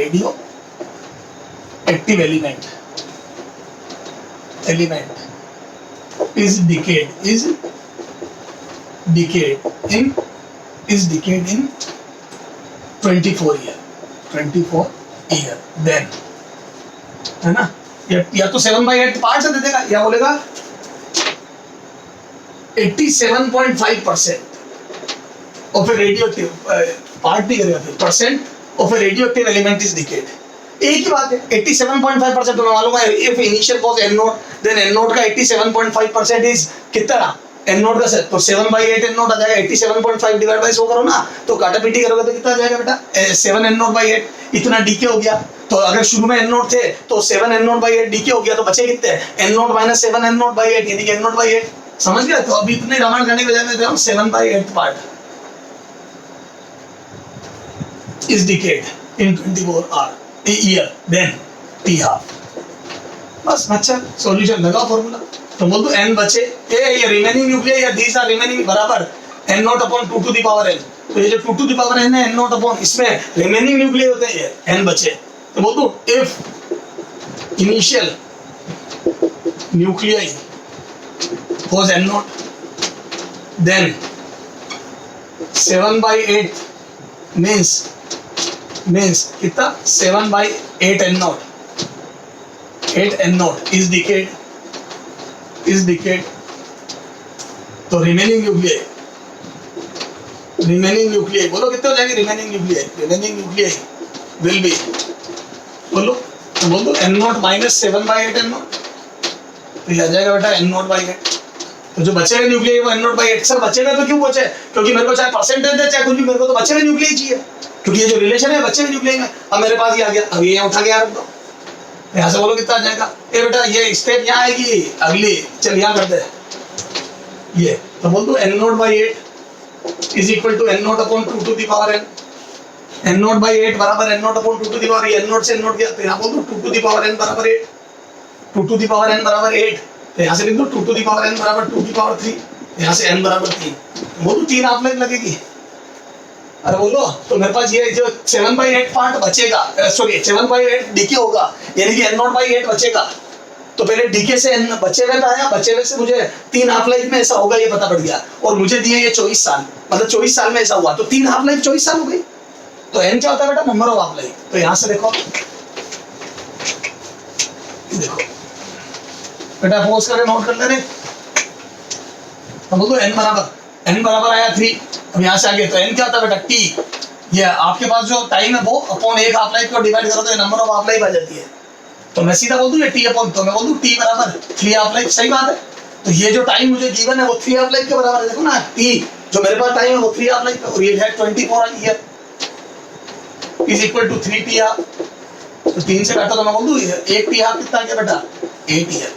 तो 8 ईयर ये हाफ लाइफ है। तो हर 8 साल में न्यूक्लियर आधे हुए, आधे भाग गए मतलब, और आधे बचे। तो बोल दूं 8 साल में आधे, सॉरी 8 साल में आधे चले गए, आधे बचे।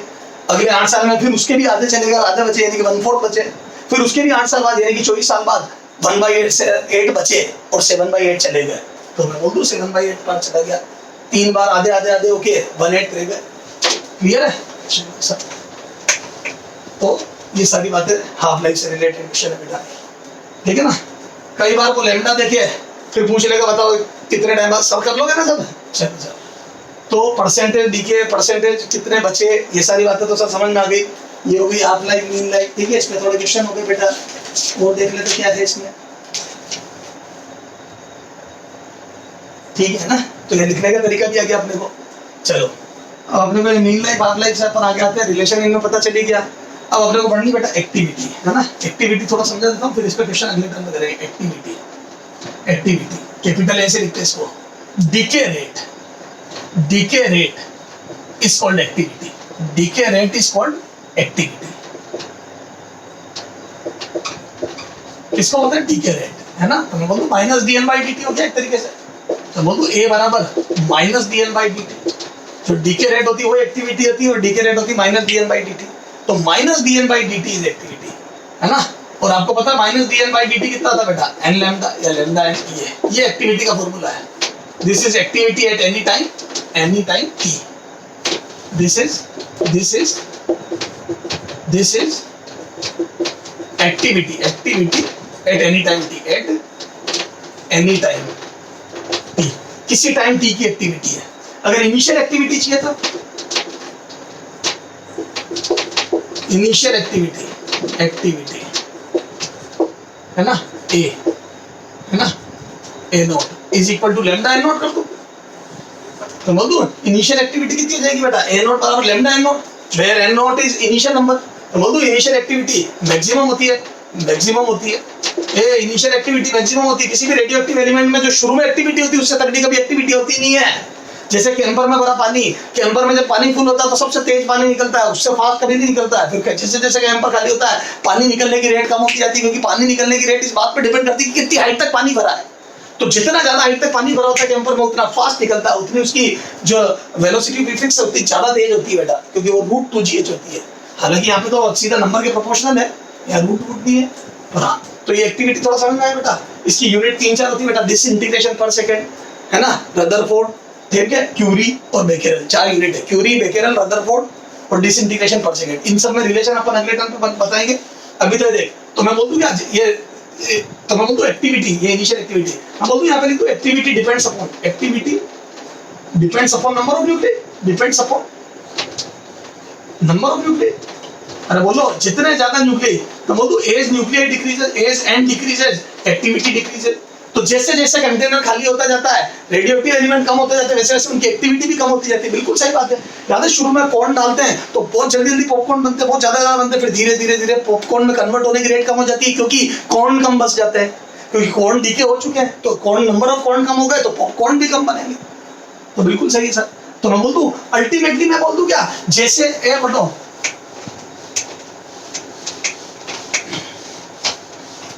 एक बात और देख लो, इनमें रिलेशन अगर दिया हो तो मेरे को याद हो तो लिख ही लेना, एक्टिविटी लिखा नहीं होता, ठीक है। चलो खैर कोई बात नहीं। हाँ तो देखो है ना, तो एज नंबर डिक्रीजेज एक्टिविटी क्या बोल दूं, जैसे ए का भी फॉर्मूला ही बन जाएगा, ए बराबर यही कर लूं मैं, जैसे शुरू में ए नोट एक्टिविटी है तो आफ्टर वन हाफ लाइफ कितना हो जाएगा, आफ्टर वन हाफ लाइफ बोलो A naught by two, A आधी, after two half life 2t आप बोलो A naught by 4, after 3 half life बोलो ए नोट बाई 8, वही 2 टू द पावर 2, वही 2 टू द पावर 3, तो बोल दो एन हाफ लाइफ बात कितनी हो जाएगी, एन हाफ लाइफ बात बोलो, तो बोल दो activity at N half life, after N half life तो 2 टू द पावर 8, डिट तो वही ये एक्टिविटी और ये N number of half life, N number of T half, तो एन हो जाएगा number of half life. Clear है क्या? तो जैसा नंबर में चलता है वैसा सेम टू सेम एक्टिविटी, तो जैसे जिस तरीके से नंबर पे सोचा उसी तरीके से एक्टिविटी। हाँ बेटा, रेडियो एक्टिविटी की बात चल रही थी अपने, रेडियो एक्टिविटी में अपन ने क्या बोला था बेटा, एक्टिविटी पढ़ रहे थे, और एक्टिविटी याद है डीके रेट, एक्टिविटी क्या थी, decay rate is called activity, है ना, decay rate is called activity, समझ गया? तो decay rate is called activity, ठीक है। इसकी यूनिट क्या थी, अच्छा एक्टिविटी को ए बराबर minus D N by D T, और D N by D T को मैं एन लेमडा भी लिख सकता हूँ, लेमडा एन, याद है? तो मैंने बताया था जैसे जैसे एन डिक्रीज होंगे एक्टिविटी घटेगी, और वही रिलेशन ए बराबर A naught upon 2 to the power N, ये भी अपन ने प्रूव किया था, there N is number of half life, वही जैसे जैसे नंबर आते हैं एक्टिविटी आती है, देखो ना ए इज प्रोपोर्शनल टू एन आ गया ना, यहाँ से ए इज प्रोपोर्शनल टू एन, तो बोल दूं number half activity half, number 1/4 activity 1/4, ditto वही, तो एक हाफ लाइफ में नंबर आते होंगे तो एक्टिविटी भी आती होगी, नंबर 1/4 एक्टिविटी भी 1/4, लेकिन एक्टिविटी सिर्फ नंबर पे डिपेंड नहीं करती है, जैसे जैसे एलिमेंट चेंज होगा एक्टिविटी चेंज हो जाएगी सेम नंबर पे, क्योंकि लैम्डा भी तो चेंज होगा, तो दो एलिमेंट जिनके नंबर सेम है फिर भी एक्टिविटी सेम हो जरूरी नहीं है, क्योंकि एक्टिविटी नंबर के साथ साथ लैम्डा पे भी डिपेंड करती है, तो एक्टिविटी और नंबर में एक अंतर है बेटा, एक्टिविटी में एक एक्स्ट्रा फैक्टर है लैम्डा, जो मटेरियल की प्रॉपर्टी या रेडियोएक्टिव एलिमेंट पे डिपेंड करता है, ठीक है साहब। तो जैसे जैसे तो बोलो एक्टिविटी का ग्राफ भी वैसे ही होगा, बोलो अच्छा भी रुक जाओ। अच्छा यहाँ से एक बात बताओ बेटा, यहाँ पे यूनिट लिख दो एक्टिविटी की, चलो ये तो बात बाद में करूंगा मैं, यूनिट ऑफ एक्टिविटी यार, यूनिट्स ऑफ एक्टिविटी आर, है ना, एक सबसे पहले तो था disintegration per second, disintegration per second, ये सबसे पहली यूनिट डिसइंटीग्रेशन पर सेकंड, फिर होती है बेटा बेकेरल, बेकेरल है ना, बेकेरल बीक्यू से लिखते हैं इसको, बीक्यू बेकेरल, एक होती बेटा बोलो क्यूरी, क्यूरी है ना, शायद सीक्यू से लिखते हैं इसको, क्यूरी लिख दो, चलो छोड़ो, और एक होती Rutherford, Rutherford Becquerel Curie disintegration per second Rutherford. अब बेटा इनमें रिलेशन भी देखना पड़ता है अपने को, ठीक है। ये सबसे पहली यूनिट थी क्यूरी, एक्चुअली में सबसे पहले क्यूरी, क्यूरी क्यों, ये मैडम क्यूरी के नाम से आई है ना, तो 1 Curie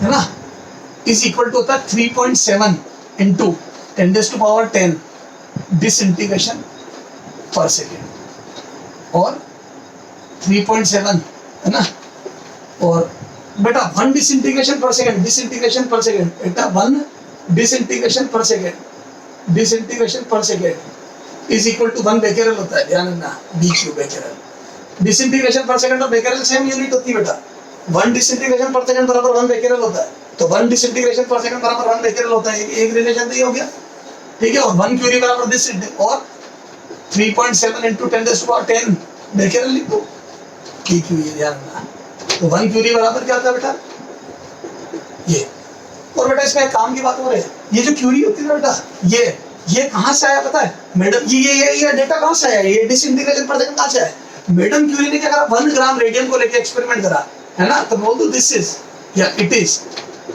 activity of 1 gram radium, किसके 1 ग्राम रेडियम की एक्टिविटी है, रेडियम, ध्यान रखना ये 1 ग्राम रेडियम की एक्टिविटी होती है, 3.7 इंटू 10⁻10 डिसइंटीग्रेशन पर सेकेंड, तो 1 ग्राम यूरेनियम आप लोगे ना, सॉरी 1 ग्राम रेडियम आप लोगे ना, तो वो 3.7 इंटू 10⁻10 डिसइंटीग्रेशन पर सेकेंड करेगा, इतना फास्ट दिख होता है वो, तो रेडियम तो याद है आपको अंधेरे में चमकता हुआ दिखता है, बड़ा जबरदस्त डिसइंटीग्रेशन हो रहा होता है उसमें, तो ये तो बेटा ये क्यूरी कहाँ से आया समझ में आ गया? मैडम क्यूरी के नाम पे क्यूरी यूनिट दी गई है और मैडम ने 1 ग्राम रेडियम, बार बार यूरेनियम आ रहा है, 1 ग्राम रेडियम की एक्टिविटी है, this is the activity of 1 gram radium, ठीक है।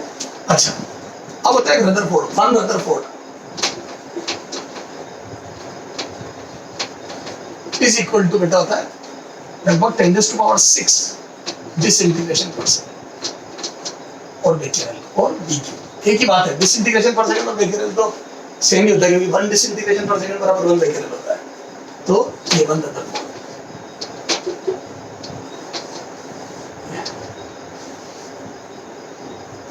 ये रहेगा 1 क्यूरी बराबर 3.7 into 10⁻10 बेकेरेल एंड 1 रदरफोर्ड बराबर 10⁻⁶ डिसइंटीग्रेशन पर सेकंड। क्लियर है, ये यूनिट्स है। तो ये एक्टिविटी की बात होगी बेटा, है ना। और एक्टिविटी का ग्राफ अपन देखो बनाते हैं, है ना। तो एक्टिविटी में अपन याद है इनिशियल एक्टिविटी कितनी होती है, तो इनिशियल एक्टिविटी होगी लैम्डा इनटू इनिशियल नंबर, तो initial activity is equal to lambda into initial number. और वही एक्टिविटी टाइम के साथ जैसे शुरू में n नोट है तो एक हाफ लाइफ बाद n naught by 2, 2 half life बाद n naught by 2 to the power 2, n half life बाद कितनी आ जाएगी बेटा, है ना। तो n हाफ लाइफ बाद कितनी आ जाएगी, a equal to after n half life, n half life बाद कितनी आ जाएगी, a is equal to a naught upon 2 to the power n where n is number of half life, ये ditto में से चलेगा बेटा, ठीक है। इनिशियल अच्छा वही 1 half life after 2 half life after n half life, तो डिट्टो होगा वही। अच्छा भाई बात बताओ यहाँ से अगर मैं बात बताओ ये एक्टिविटी किसी टाइम पर ये होती है ना, this is the activity and मैं n की वैल्यू रखूंगा, put the value of n, put the value of n, क्योंकि n खुद टाइम के साथ बदल रहा है, वैल्यू ऑफ n कितनी, n बराबर n नॉट e की power minus lambda t। Number ऐसे काम होते हैं ना, रेडियोएक्टिव एलिमेंट का नंबर एक्सपोनेंशियल डीके लॉ से आया था ना, तो a बराबर कितना जाएगा बोलो, लैम्डा n नॉट e की power minus lambda t, n की वैल्यू रख दी, ये रख दी, बोलो कितना जाएगा, लैम्डा n क्या था, इनिशियल एक्टिविटी। देखो तुम लोग तो एक्टिविटी का भी डिट्टो वही रिलेशन आया जो नंबर का, ऐसे ही बात है, अगर नंबर एक्सपोनेंशियली घटेगा तो एक्टिविटी भी एक्सपोनेंशियली घटेगी। यहाँ से आ जाओ, एक्टिविटी का ग्राफ भी वैसे ही होगा, डिट्टो सेम टू सेम। ये टाइम, ये एक्टिविटी, शुरू में एक्टिविटी है नो, मैं बोलूँ ये 63% ये हो जाएगी 0.37 है नो, तो के बाद वही डिट्टो सब कुछ आधी हो जाएगी हाफ लाइफ बाद, वही हाफ लाइफ में आधी आधी आधी होती जाएगी एक्टिविटी, तो सेम ग्राफ है ना, वही एक्सपोनेंशियल डीके, तो एक्टिविटी भी उसी टाइप से घटेगी, ठीक है। चलो तो ये एक्टिविटी की बात होगी बेटा, डीके रेट इज एक्टिविटी। चलो देखो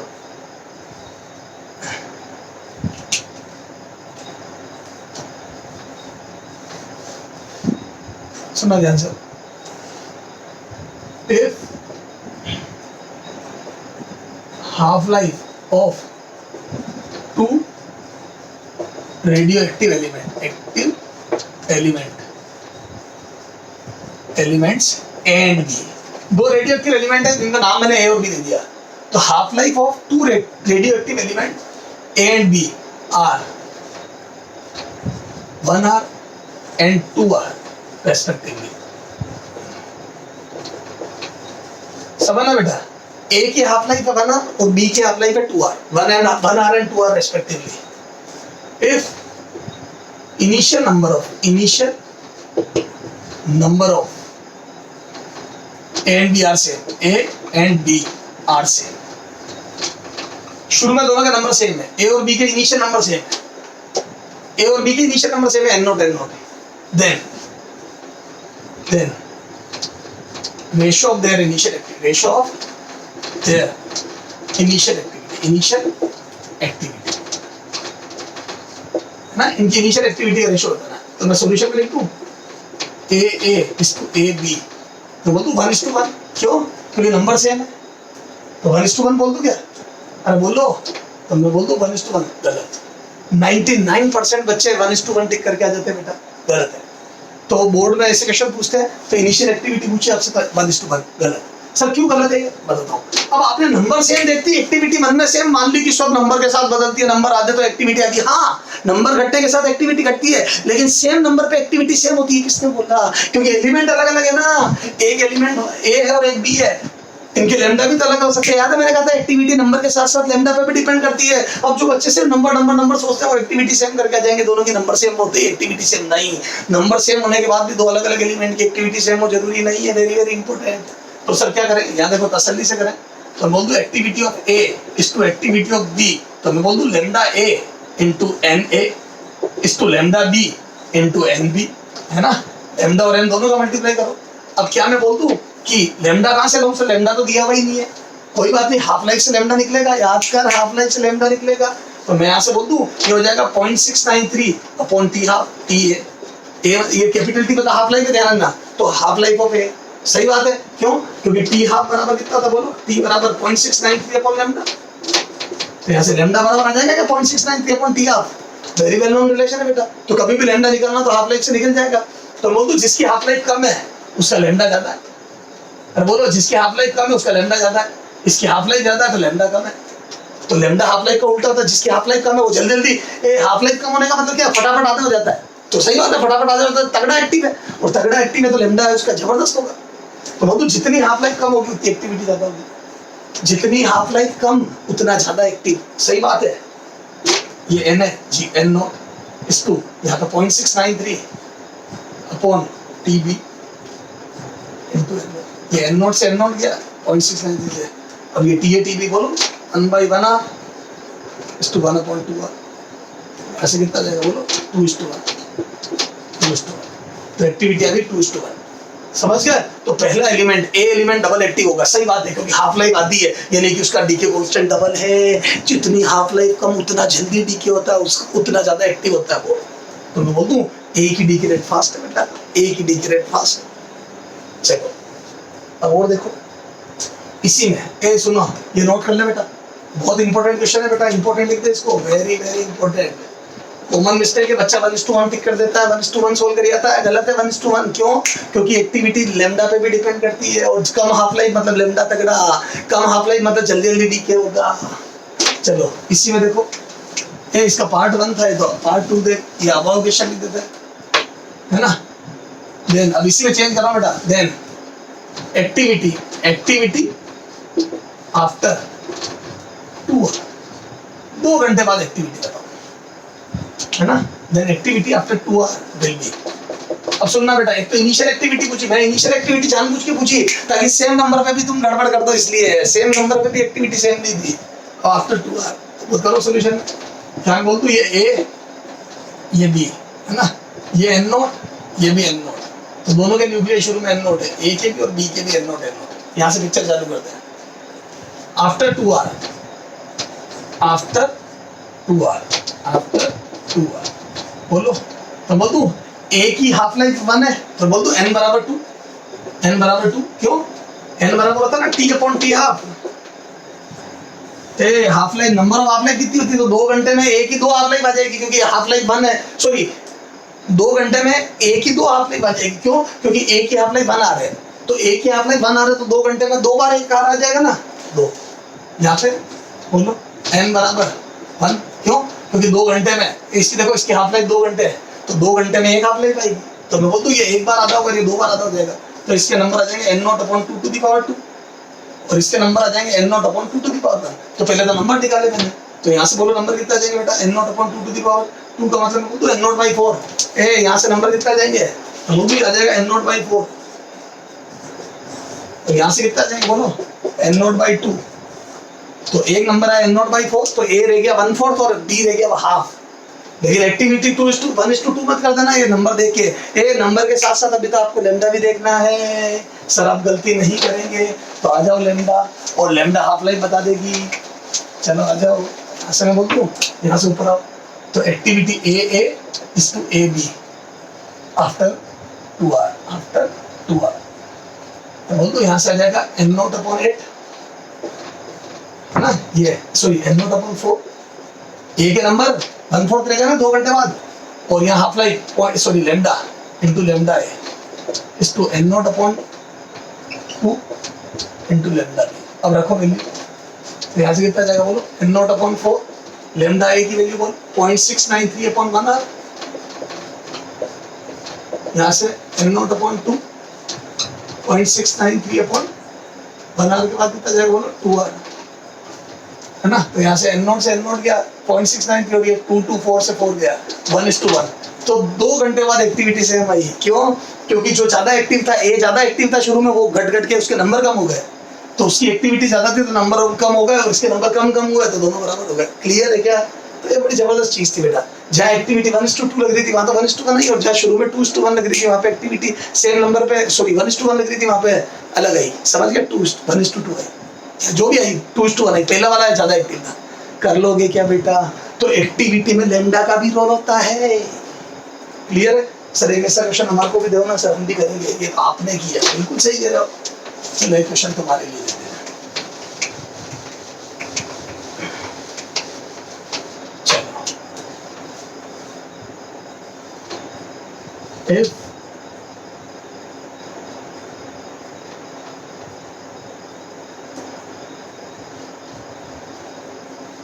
If number of radioactive element, if initial number of radioactive element A is twice then B, A के नंबर डबल है B से, and the half of A and B are 3R and 6R respectively.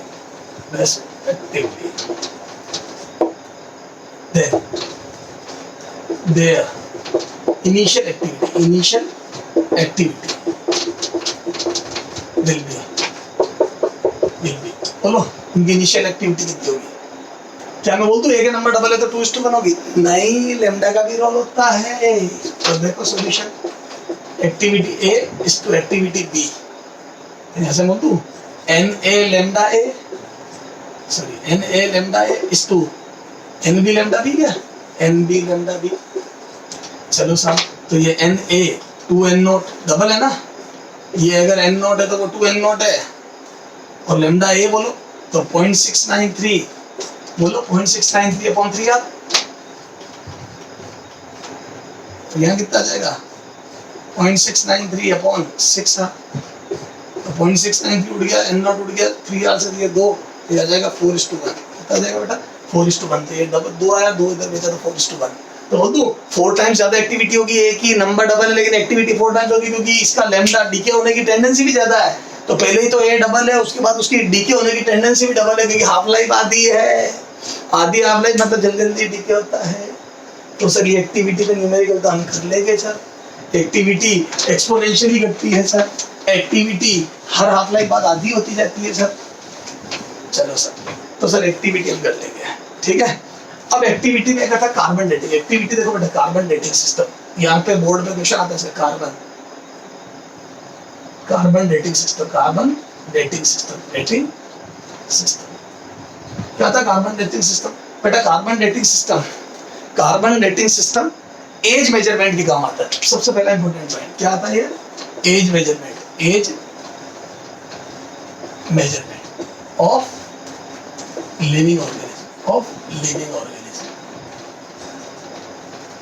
Living organism की age measurement, जैसे जीव जंतु, प्राणी है ना, पेड़ पौधे, प्लांट्स, ठीक है, और जितने भी लिविंग ऑर्गेनिज्म है उनकी एज मेजरमेंट है। सर कैसे? तो कार्बन डेटिंग में जो रिएक्शन इन्वॉल्व होती है बेटा, है ना, C14, है ना, C14 is an unstable element, है ना। ये एक अनस्टेबल एलिमेंट है जो अपन सबके अंदर प्रेजेंट होता है, जितने भी लिविंग ऑर्गेनिज्म होते हैं उसमें कार्बन प्रेजेंट होता है, तो कार्बन के सारे आइसोटोप होते हैं, ठीक है ना। अच्छा, ठीक है, तो एज मेजरमेंट के काम आता है। कैसे एज मेजर करते हैं, है ना, we can measure age by measuring activity of C14 in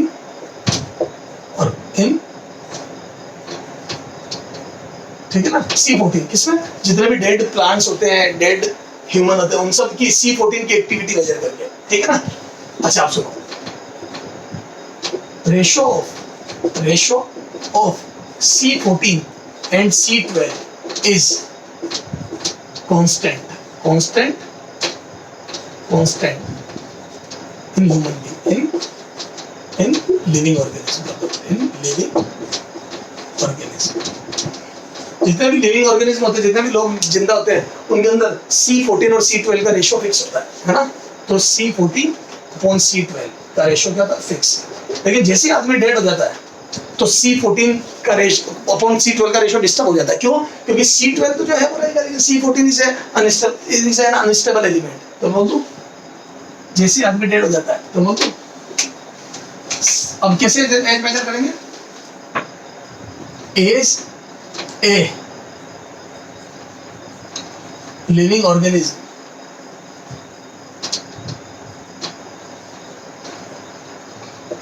is dead, then ratio of C14 to C12 will be disturbed.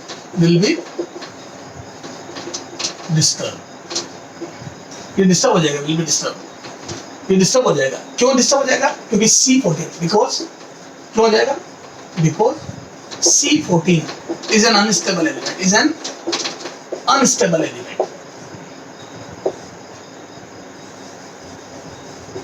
है ना। It gives beta minus decay. ये बीटा माइनस डीके देता है ताकि इससे न्यूट्रॉन प्रोटॉन इक्वल हो सके। याद है ना, बताया था आपको, जितने भी लाइट एलिमेंट होता है n इक्वल टू p होता है। न्यूट्रॉन और प्रोटॉन का नंबर इक्वल होना चाहते हैं। इसमें 6 प्रोटॉन और 8 न्यूट्रॉन है, तो ये क्या करेगा, न्यूट्रॉन को प्रोटॉन में कन्वर्ट करेगा। तो न्यूट्रॉन को प्रोटॉन में कन्वर्ट करते वक्त बीटा माइनस डीके होता है, क्योंकि उधर प्लस चार्ज जनरेट होता है तो साथ में माइनस भी होता है, ठीक है। It gives beta minus decay. तो इसमें रिएक्शन क्या होती है ना, रिएक्शन क्या होगी बीटा माइनस डीके की, ये हो जाएगी C46 गिव्स यू। अब बीटा माइनस डीके होगा तो बीटा माइनस में एक प्लस हो जाएगा ये, और साथ में बीटा माइनस पार्टिकल बनेगा और साथ में एंटी न्यूट्रॉन बनेगा। This would be the reaction involve. तो C14 जो डीके देता है बेटा, वो देता है बीटा माइनस डीके, और नया एलिमेंट क्या बनता है, नाइट्रोजन। ये क्वेश्चन पूछा हुआ बेटा, ये रिएक्शन वेरी वेरी इंपॉर्टेंट, इसमें खूब क्वेश्चन आए हैं। तो वो पूछता है कार्बन डेटिंग सिस्टम में कौन सा एलिमेंट अनस्टेबल होता है, C14, नॉट C12, C14। कौन सा डीके देता है, बीटा माइनस। क्या बनता है, नाइट्रोजन। नया एलिमेंट कौन सा बनता है, नाइट्रोजन। साथ में कौन सा, एंटी न्यूट्रिनो। अब बस ये C14 डीके होता रहता है ना। अच्छा, हाफ लाइफ ऑफ C14 है ना। अब मैंने क्या बोला तेरे को, कार्बन डेटिंग में हम एज कैसे मेजर करते हैं, C14 की एक्टिविटी मेजर करके। तो half life of C14 is 5730 या 60 साल होती है, देख लेना बेटा, है ना। 5730 होती है, 60 होती है, देख लेना बेटा। यहाँ पे इसकी याद नहीं मेरे को, 5730 साल, है ना, या 60 साल जो भी होती है year. Half life P half of C14 is 5730 year या 60 जो भी होता है ना, ये होती है। तो इतने टाइम में आधा हो जाता है। अब सुनना, एक एग्जांपल देता हूँ। जैसे मैंने क्या करा, कोई कहीं इसमें खोदा कुछ, और एक मेरे को मान लो कोई फॉसिल्स मिला, या चल छोड़, एक लकड़ी का टुकड़ा मिला। अब मैं ये देखना चाहता हूँ ये लकड़ी का टुकड़ा कितना पुराना है, कब इसको, किस पेड़ को कब काटा गया था। तो मैं क्या करूँगा, उसको ले जाऊंगा लेबोरेटरी में, उसमें C14 की एक्टिविटी मेजर कर लूंगा, और जो C14 की एक्टिविटी आएगी उसको मैं जो जिंदा पेड़ जो लिविंग ऑर्गेनिज्म है उसके C14 की एक्टिविटी से कंपेयर करूंगा। मान लो जिंदा में C14 है X, और ये जो डेड सेल है इसमें एक्टिविटी है X/16, तो मैं आराम से बोल सकता हूँ कि इसको 4 हाफ लाइफ हो गई, क्योंकि यार X/16 एक्टिविटी कब रहेगी, 2 to the power 4 half life बाद, और एक हाफ लाइफ 5730 साल की है, तो 4 हाफ लाइफ मतलब लगभग 20-30 है, 24,000 साल पुराना है। तो 24,000 साल पहले टूटा था ये पेड़, समझ गए, इसको काटा गया था 24,000 साल पहले। तो ऐसा पर पता, तो डायनासोर वगैरह या जो भी पुरानी चीजें रही है, हालांकि पोटेंशियम आर्गन मेथड तुम बायो में देखना, पोटेंशियम आर्गन मेथड भी होता है ना, जो और उसको मतलब बहुत बड़े मेजरमेंट देते हैं, बहुत पुरानी लाइफ। ये तो छोटी लाइफ मेजर करने के काम आता है, समझ गए क्या। बड़ी या बहुत ज्यादा हजारों साल या 10-10, 20-20 साल पुरानी या पता ना लाखों अरबों साल पुरानी बातें मेजर करने के पोटेंशियम आर्गन मेथड होता है, ठीक है। चलो तो सर हमारे को ये समझ में आ गया है ना। सर एक आधा क्वेश्चन बना दो। तो if activity of C14 in a sample of charcoal, है ना, charcoal, ठीक है, sample of charcoal is found 1/4 of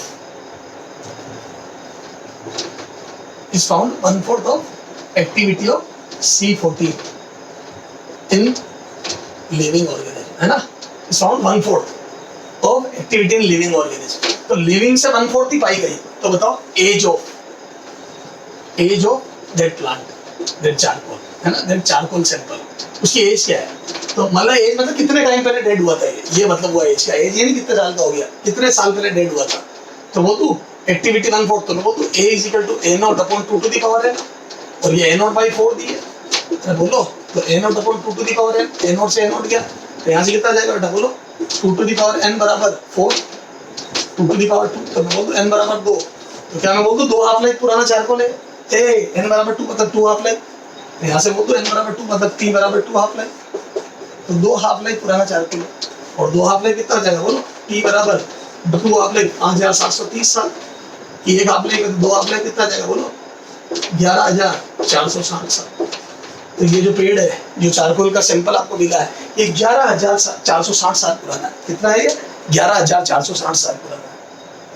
clear है क्या? तो 11,460 year old sample was that charcoal. ठीक है, चलो तो ये एक्टिविटी के अपने न्यूमेरिकल हो गए। कार्बन डेटिंग, एक बार कार्बन डेटिंग का रिवीजन कर देते हैं। कार्बन डेटिंग क्या काम आती है? एज मेजरमेंट के। यूं पूछ लेता है किसी फॉसिल्स या प्लांट की एज मेजरमेंट करने के लिए कौन सा सिस्टम काम आता है, तो कार्बन डेटिंग सिस्टम को क्वेश्चन आता है। कार्बन डेटिंग में अनस्टेबल एलिमेंट कौन होता है? C14। कौन सा डीके देता है? Beta minus. क्या बनता है? नाइट्रोजन। क्लियर है? कितनी हाफ लाइफ होती है? 5730 साल। क्लियर है क्या बेटा? ऐसे क्वेश्चन आते हैं। एक्टिविटी अपन ने पढ़ ली बेटा। क्लियर है? अब एक सीरीज डीके भी होता है, लेकिन अब सीरीज एंड पैरेलल डीके वो तुम्हारे बोर्ड में तुम्हें पूछ नहीं रहा, कंपटीशन पॉइंट ऑफ व्यू से होता है। थोड़ा बहुत कभी मैं आपको अगले टाइम में चाहूंगा तो हिंट दे दूंगा उसको। ठीक है बेटा, चलो बेस्ट ऑफ लक।